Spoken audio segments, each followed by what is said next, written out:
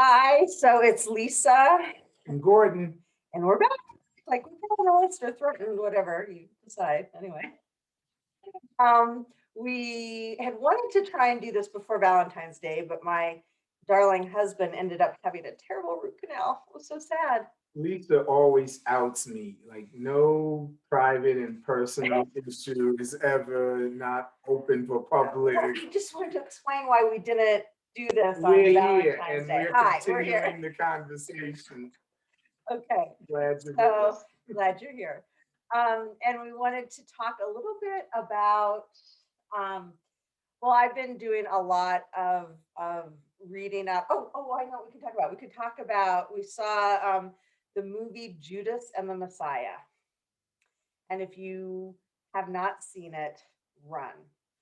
But I will give you a warning. It is very, very difficult. It's the story of Fred Hampton and the assassination and the evil that was the FBI and the police department of Chicago. And I'm using past tense, but I would dare say it's present tense. Um, it was pretty disturbing. But what I wanted to say about it was, as a member of a multiracial marriage, I'm constantly go, oh, we should watch this show. Oh, we should do this. And you know what? Sometimes I'm wrong. I really need to listen to Gordon because it can be really upsetting. It can be really triggering. And the things that are going to be triggering for him are not going to be the same for me. They're just not. I mean, this movie upset me, but it upset me in a different way. Yeah, it's totally a question of whether or not the movie, the play, the drama that's unfolding is going to harken back to my childhood. And, I lived through those early 60s and the 70s and the insanity of the nation. And then we fast forward to today, and here we are again. We're still in the midst of the crises that seem to Right. be the fact that our country never dealt with its original sin, um, theft of land from the native peoples and enslavement of African peoples. And along the way, Chinese people, Japanese people, and various ethnic groups, Jewish Americans, Irish Americans, people have suffered. But in this dialogue, this is about how these things impact our love and the relationship that we try to hold strong through the challenges of contemporary life. Yeah, and it's not always, I think I'm being all, ooh, I'm going to be, you know, understanding and try and watch something that's a narrative that doesn't necessarily fit with being a Northern European, right? I'm trying to be more, I'm trying to educate myself and those around us. And sometimes I need to watch those shows by myself. And I think that that's the thing that I want to talk about today is the responsibility. If you are melanin deprived like I am, and unfortunately so is my husband now, but that has something to do with nothing to do with background, right? Because he wasn't always. Um, those of you who identify as Northern European, it's really important for you to do your own work, for you to find your own community. And I'll be honest with you, it's very difficult for those of us that consider ourselves anti-racist to really find community. I've had to build it, right? I've had to build it. I've had to seek it out because sometimes your friends that you think, I mean, I still have friends of mine that are friends, but they're not necessarily in that anti-racist community of mine. You said something. You prefaced Northern European. I don't think you have to be a Northern European. Heck, you can be from North Africa and have the light skin privilege or white skin identity, because these ideas of race and ethnicity cross all kinds of boundaries. And so, while Lisa, in fact, is of Northern European ancestry, amongst a few other things, she whiteness as an identity and the white supremacy um, milieu, is that the word, that covers all that we've been going through for the last 500 years didn't begin when Europeans landed in America. It just became codified and institutionalized to a point of oppressing people for 400 years. And so our relationship is against all the odds. And yet here we are, and here's this beautiful family behind us. I think they're beautiful. I hope you do too. But I do too. they're the product of people that loved each other across various ethnic and racial lines. And so here we are trying to do something that we hope will be of use to others, because when you love somebody, you want to do your best for them. And even though love is strong, many a couple has lost their way. So here we are. And the Black Panthers and what we saw in the film, it's a punch in the gut. It's a deep check into what do we stand for in this society, and how do we use the powers and principalities that are in control of the society to keep us all safe, to help us move towards building this country into being that loftiest of goals that we Yeah. hoped it could reach and attain, right? That shining city on the hill. America hasn't gotten there yet, but with people like you that are watching because you're interested, and people like us, we'll keep pushing and striving to make America and all people that love one another stronger and more prepared to deal with the things you got to deal with. Well, and one of the things that I love so much about, and I knew the story before I watched the movie. If you don't know the story, I'm not going to tell you.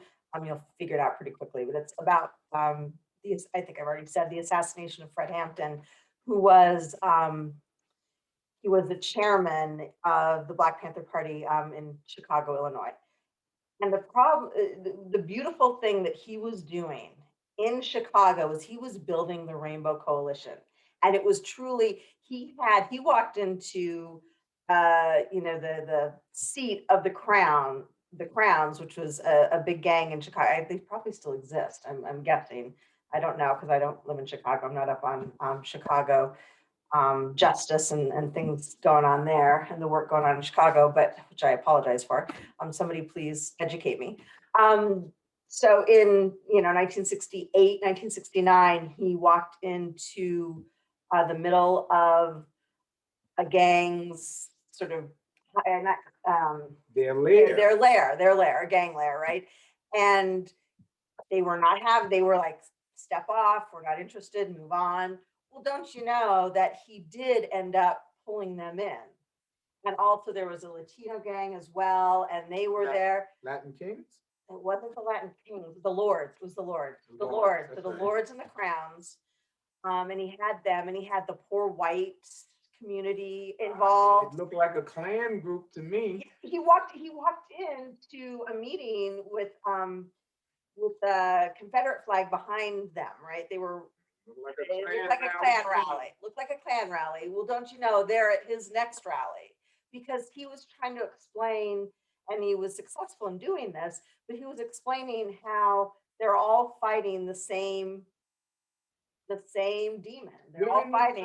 We're in the struggle together. Look, I don't use the language of comrade, but I use the language of brother and sister. We are human beings in this struggle together. Struggle for our self-autonomy, struggle for economic freedom, so you can live a little, have a good life. And we're all battling with a set of rules that don't really help lift everybody up. 2 or 3 or even the 10% at the top seem to have more than their right. They have a greater share of the pie than the 80% or the 90%. And so I know it's easy for people who have access to universities and degrees and the good things of American life. But there's so much more than just having a little bit of security. There's the There's the deep and abiding love and the connection to community, which should cross all of the boundaries that somebody else told you existed. Boundaries shouldn't be where love exists. Where love lives, no boundaries, right? And so Lisa uses films and theater to enlighten my own life because I get stuck with my tunnel vision. It's a theological issue, it's a political issue, it's a racial issue. At the intersection of all these things um, causes such separation and heartache because The human issue. yeah. It's a human issue. It's not, and I think that the idea of, MLK's "None of us are free until all of us are free," that is something that I hold really close, and I believe that wholeheartedly. So then my liberation is also caught up in the liberation of others. So I can't be fully myself. I can't be fully accepting and enjoying this world and one another as we're supposed to be allowed to do. I mean, I know supposed to be, those are all funky words, but it really is one of those feelings as to how are we going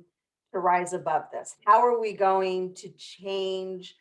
Because the really sad part about it is it could have been this last summer. It could have been, I mean, we're in the middle of a pandemic, for God's sake. I don't think we said that last time. We didn't even talk about the pandemic. And we're in a racial pandemic and a viral pandemic. And I think that the good news is you got more time on your hands, and hopefully soon we're going to be able to travel and go places and do things because the vaccinations are kind of rolling out, thankfully. But right now you have an opportunity. You can have Zoom. I've got a beautiful Zoom book group full of a couple of my best friends, family, other friends that I have. The father of one of my best friends and his wife, the father and mother of them. So it's been this really beautiful, and I built community that way. And you know what? One's in Australia, one's in a couple in New York, one's in Ottawa, Canada, one's in Missouri. So we're able to have, a couple are actually in New York. So we've been able to create that community, albeit on Zoom, because we're in a pandemic and because we're using these tools. So that's part of the reason that we're doing this too, because this is it's an accessible medium. People are paying attention. And there's also a lot of blogs that I've been reading. I'm on Medium. I have a blog on Medium. It's Lisa Bailey. And I also get blogs sent to me of things that, oh, you would like to read this. And the things that I've been reading lately have been so many BIPOC saying, all right, all right, all right, you're doing it wrong. You're not doing enough. You think you're being an ally and you're not doing this, you're not doing that, and you're not. And so I've been really paying attention and trying to just be more reflective, be more connected to others, and communicate with my, Northern European or melanin deprived brothers and sisters to work that out, right? Work it out is what we need to do.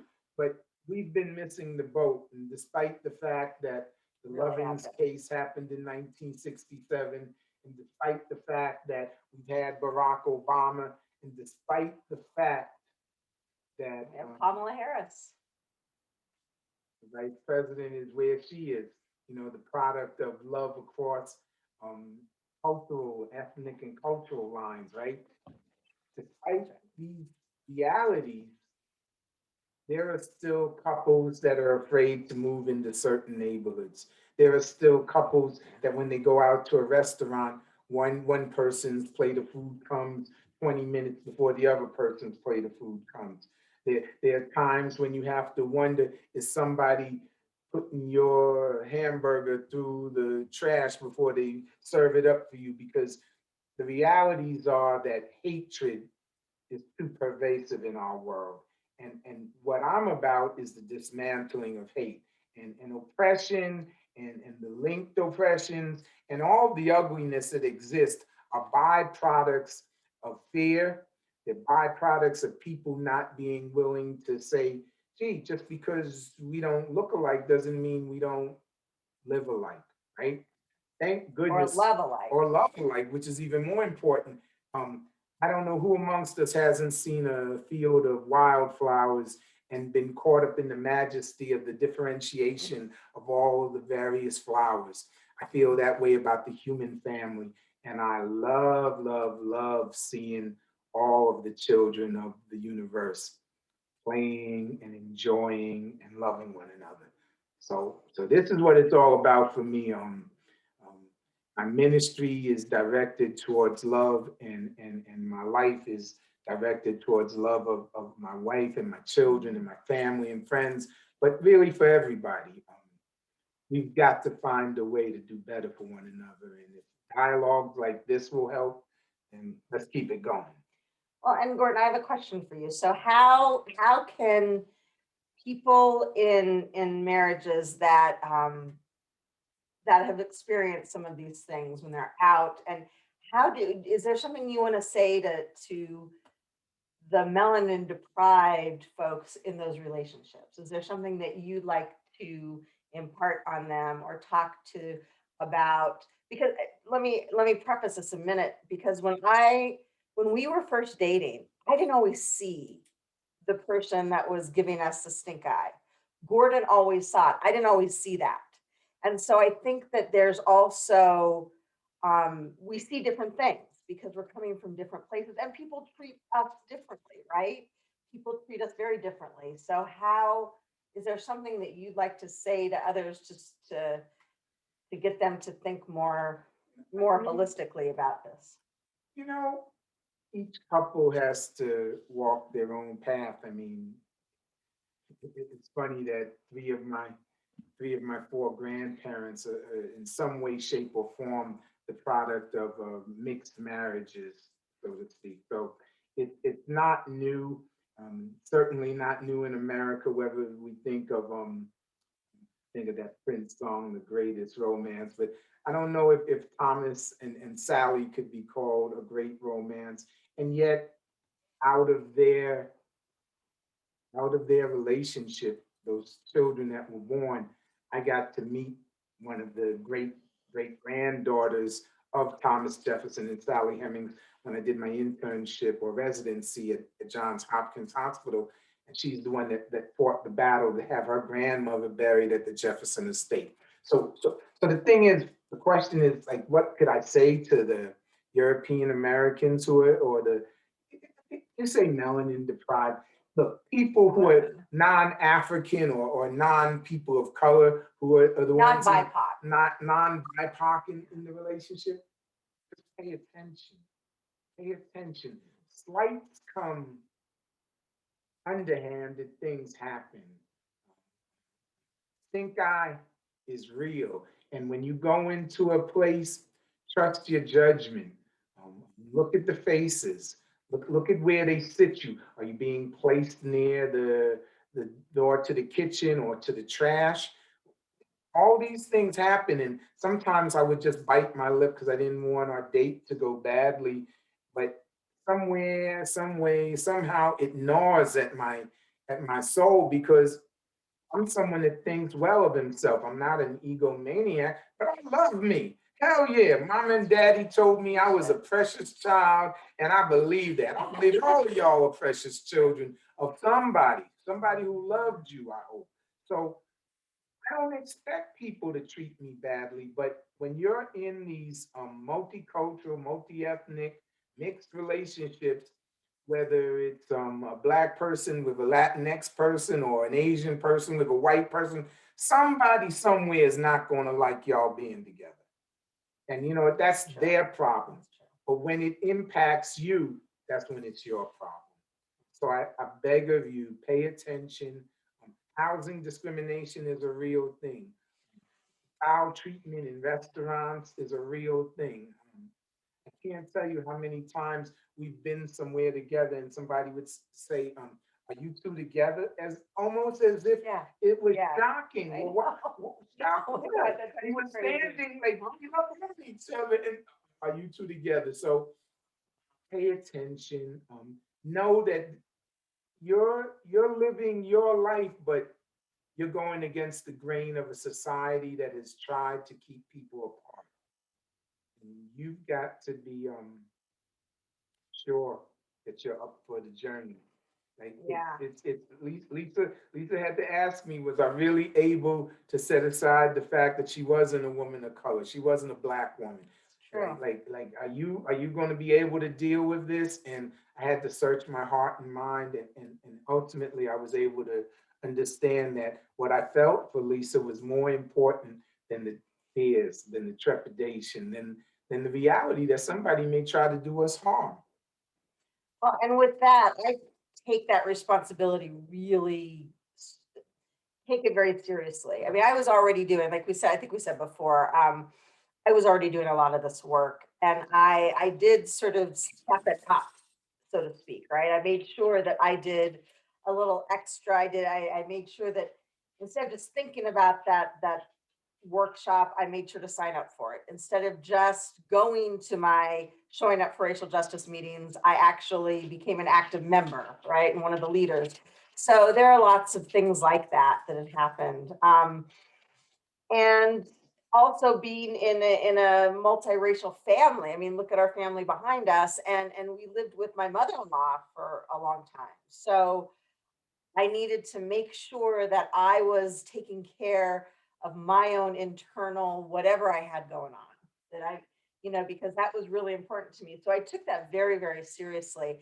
And there's so much out there right now to support you in doing just that. There's so much out there. There are book reads, there are Surge, SURJ. If you have a chapter in your city or near where you are, right now people are meeting on Zoom. There's a beautiful dialogue going on in LA that they're signing up. I think you can go on Zoom at Aware LA. So there's a lot of really great stuff happening. The movement for Black Lives, please look at that. Support it.